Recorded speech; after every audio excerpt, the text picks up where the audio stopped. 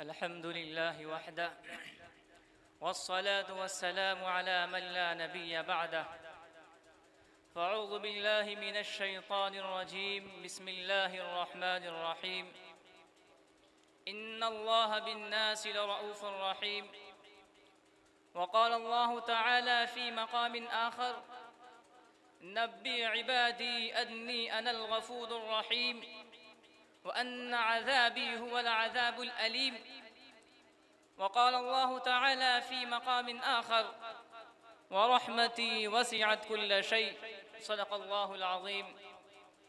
मेरे मुहतरम बुज़ुर्गों, नौजवानों, अज़ीज़ साथियों और मेरे पर्दानशीं माँ और बहनें, अभी मैंने आपके सामने कुरान करीम की जिन आयत करीमा की तिलावत की हैं,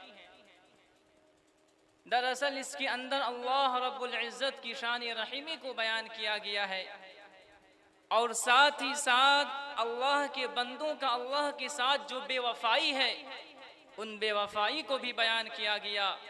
और फिर इन बेवफाई की नतीजे में अल्लाह रब्बुल इज़्ज़त ने अपने बंदों को जो तंबीह की है उन तंबीह को भी इन आयात में बयान किया गया। सबसे पहले तो ये समझे कि अल्लाह रब्बुल इज़्ज़त की जहाँ 99 सिफाती नाम हैं, उन 99 सिफाती नाम में दो और नाम हैं, जिन एक रहमान है, दूसरा रहीम है, और दोनों के माने एक ही हैं, रहम करने वाले। ये बात समझ में आती है कि अल्लाह रब्बुल इज़्ज़त ने जब दोनों नाम के माने एक ही हैं, तो एक ही सिफत से दो मुताल्लिक़ दो नाम अल्लाह रब्बुल इज़्ज़त ने अपने लिए क्यों पसंद फरमाया। हज़रात उलमाए किराम इसकी उलूम व मारिफ बयान करते हैं कि रहमत का होना एक अलग सिफत है और रहमत का बेइंतिहा और बेदरे खर्च होना ये मुस्तकिल एक दूसरी सिफत है। हम मिसाल से समझें कि एक आदमी साहिब माल है, माल और दौलत वाला है, ये एक सिफत है, और साथ ही साथ वो आदमी सखी भी है, वो अपने माल को अल्लाह की रज़ा की खातिर, नेकी के खातिर अल्लाह के रास्ते में लुटा भी रहा है, गरीबों की मदद भी कर रहा है। ये मुस्तकिल एक दूसरी सिफत है। आप देखते हैं बहुत से हजरात हैं जिनके अंदर देने का जज्बा होता है, शौक होता है, लेकिन देने के लिए कुछ नहीं होता। मगर बहुत से ऐसे अफराद भी हैं जो वाकई साहिब सरबत हैं, मालो दौलत वाले हैं, लेकिन उनको देने का हौसला नहीं होता है। वो उन मालों पर सांप की तरह निगरां बन करके बैठे रहते हैं। अब इस मिसाल को सामने रखिए और समझिए कि अल्लाह रब्बुल इज़्ज़त के लिए रहमत के खजानों का होना एक अलग सिफत है और उनकी रहमतों के खजानों का बेइंतिहा खर्च करना ये मुस्तकिल एक दूसरी सिफत है। इसलिए अल्लाह रब्बुल इज़्ज़त आगे फरमाते हैं कि रहमती वसिअत कुल्ल शै, मेरी रहमत हर चीज पर वसी है, हर चीज से ज्यादा मेरी रहमत है। फिर आगे अल्लाह रब्बुल इज़्ज़त अपने बंदे को मुतवज्जह करके फरमाते हैं कि मेरे बंदे, तुम्हारे गुनाह तुम्हारे लिए ज्यादा और बड़े हैं, लेकिन मैं परवरदिगार के लिए तुम्हारे गुनाह ज्यादा और बड़े नहीं हैं। अल्लाह रब्बुल इज़्ज़त कुरान मजीद में इरशाद फरमाते हैं कि नब्बी इबादी अन्नी अनल गफूरुर रहीम, कि मेरे बंदों को बता दो मैं बड़ा ही मग़फ़िरत करने वाला हूँ, बड़ा ही रहम करने वाला हूँ।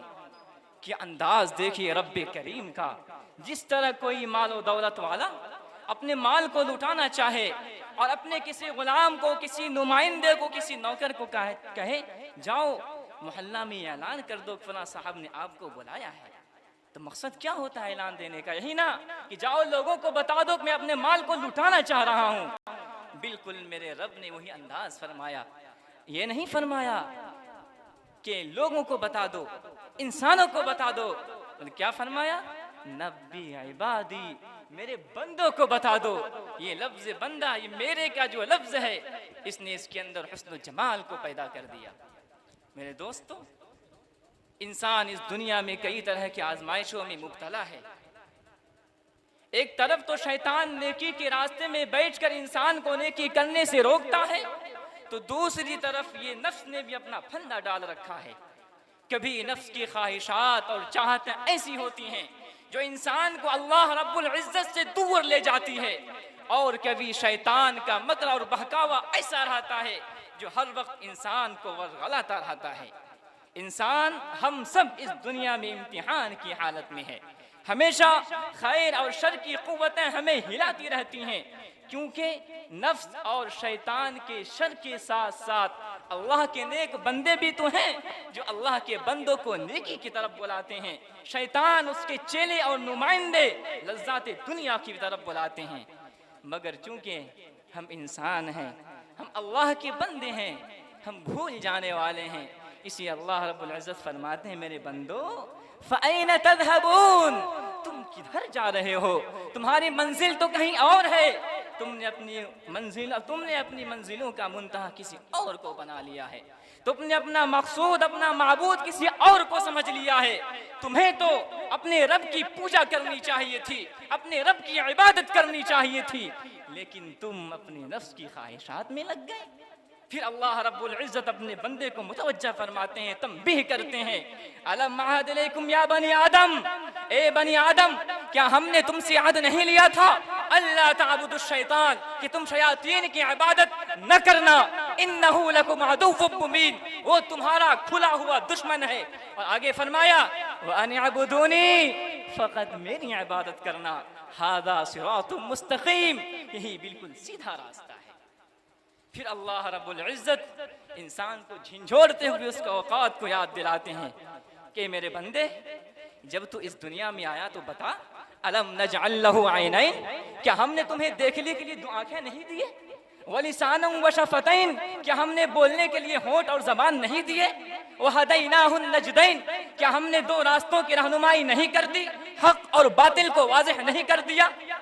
अलम नजअलिल अर्ज़ मिहादा वल जिबाल औतादा व खलक़नाकुम अज़वाजा व जअलना नौमकुम सुबाता, क्या हमने तुम्हारे लिए जमीन को फर्श नहीं बना दिया? क्या हमने तुम्हारे लिए आसमान नहीं बनाया? क्या हमने पहाड़ों को मेखों की तरह गाड़ नहीं दिया?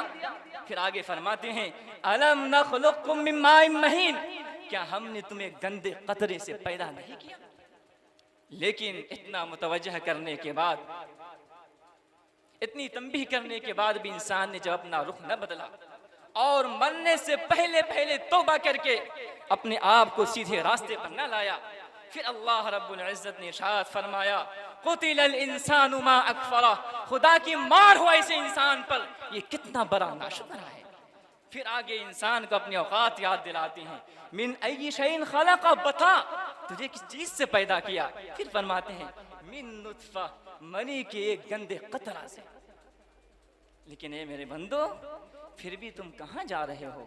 तुम्हें तो मेरी तरफ आनी चाहिए थी, लेकिन तुम मेरी तरफ छोड़कर शैतान की तरफ भागते हो। तुम्हें तो मेरी इबादत करनी चाहिए थी, लेकिन तुम दुनिया की मोहब्बत में लग गए। और वाकई आज हमारी यही हालत है। अल्लाह रब्बुल इज्जत ने हमें माल दी है, हम माल से मोहब्बत करते हैं, लेकिन अल्लाह रब्बुल जलाल से मोहब्बत नहीं करते। अल्लाह ने हमें जवानी दी है, हमें अपनी जवानी से मोहब्बत है, लेकिन परवरदिगार आलम से मोहब्बत नहीं है। अल्लाह ने हमें इज्जत दी है, हमें अपनी इज्जत प्यारी है, लेकिन अल्लाह रब्बुल इज्जत से हम प्यार नहीं करते। मेरे रब भी क्या सोचते होंगे, ये मेरे कैसे बंदे हैं, ये सारी नियामतें दी हुई मेरी हैं, इन नियामतों को पसंद भी करता है, लेकिन देने वाले की तरफ मुतवज्जह नहीं होता। फिर कहते हैं, इन्नल इंसान लिरब्बिही लकनूत, इंसान अपने रब का नाशुक्रा है, व इन्नहु अला ज़ालिका लशहीद, और वो खुद ही इसके ऊपर गवाह है, व इन्नहु लिहुब्बिल खैरि लशदीद, इसके दिल में माल की बड़ी मोहब्बत है। और हाँ, है भी। आज हमारी ये हालत है, हम इंसान छोटे से बड़े होकर खाते खाते, अल्लाह की नेमतों को खाते खाते हमारे दांत झड़ जाते हैं, लेकिन ज़बान से शिकवे नहीं जाते। अल्लाह ने बहुत अच्छा कारोबार दिया हो, आप पूछें साहब आपका कारोबार कैसा है? हाँ, बस गुजारा है। अल्लाह रब्बुल इज्जत को कितना जलाल आता होगा, इस बंदे के ऊपर तो मेरा इतना इनाम है, मैंने इसको इतना अता किया है, लेकिन इसकी ज़बान इतनी छोटी हो गई, मेरी तारीफ में शुक्र का एक जुमला नहीं निकाल सकता। ये नहीं कह सकता था कि मेरे अल्लाह का मेरे ऊपर बड़ा फजल है, मेरे अल्लाह का मेरे ऊपर बड़ा इनाम है।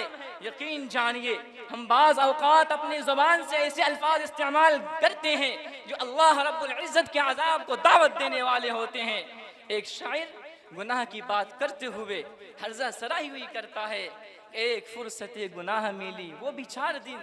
देखे हैं हमने हौसले परवरदिगार के, यानी अल्लाह रब्बुल इज़्ज़त ने हमें जो ये 4 दिन की जिंदगी दी है ये गुनाह करने के लिए है।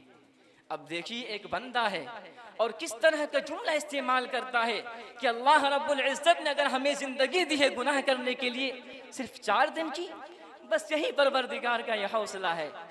अब देखिए ये अल्फाज क्या अल्लाह रब्बुल इज़्ज़त के अज़ाब को दावत देने वाले नहीं होते हैं? तो खैर बंदों का अल्लाह रब्बुल इज़्ज़त के साथ ये मामला है, लेकिन अल्लाह रब्बुल इज़्ज़त अपने बंदों के साथ बड़ा रहम करम करने वाला है। सिर्फ एक वाक़या आपके साथ बताकर मैं अपनी जगह लेता हूँ कि अल्लाह रब्बुल इज़्ज़त जहाँ अपने बंदों को सारी नियामतों से नवाजते हैं, फिर पर्दा पोशी भी करते हैं, लेकिन किसी भी हाल में उसके ऐब को भी जाहिर नहीं होने देते। वाक़या क्या है कि अल्लाह रब्बुल इज़्ज़त का अपने बंदों के साथ मोहब्बत देखिए कि हज़रत मूसा अलैहिस्सलाम ने क़ारून से कहा कि क़ारून तुम्हारे पास मालो दौलत का ख़जाना है, ऐसा करो तुम इसमें से ज़कात निकालो। क़ारून ने सोचा अगर मैं ज़कात निकालूंगा तो मेरे माल कम हो जाएंगे। उसने ख़तरा महसूस किया, उसने अपने जहन में ये बात दोहराई कोई ऐसी तदबीर की जाए जिसकी वजह से मूसा अलैहिस्सलाम के अवामुन नास में बेइज्जती हो जाए, बदनामी हो जाए, फिर मैं कहूँगा मैं ऐसे लोगों की बात नहीं मानता। अब उसने क्या किया, उसने एक औरत को तैयार किया और उसने कहा कि जैसे ही मूसा अलैहिस्सलाम अपने कौम में खिताब करने के लिए, अपनी कौम को समझाने के लिए खड़े हों, तुम ये इल्ज़ाम लगा देना ये मूसा तो मेरे साथ बदकारी का इरादा कर रहे थे। तुम सिर्फ इल्ज़ाम लगा देना, बाकी प्रोपेगेंडा हम खुद संभाल लेंगे और तुम्हें इसके बदले इतने इतने रुपये ख़जाने मिलेंगे। वो औरत भी थी, माल के लालच में आ गई, झांसे में आ गई, ठीक है मैं इल्ज़ाम लगा दूंगी।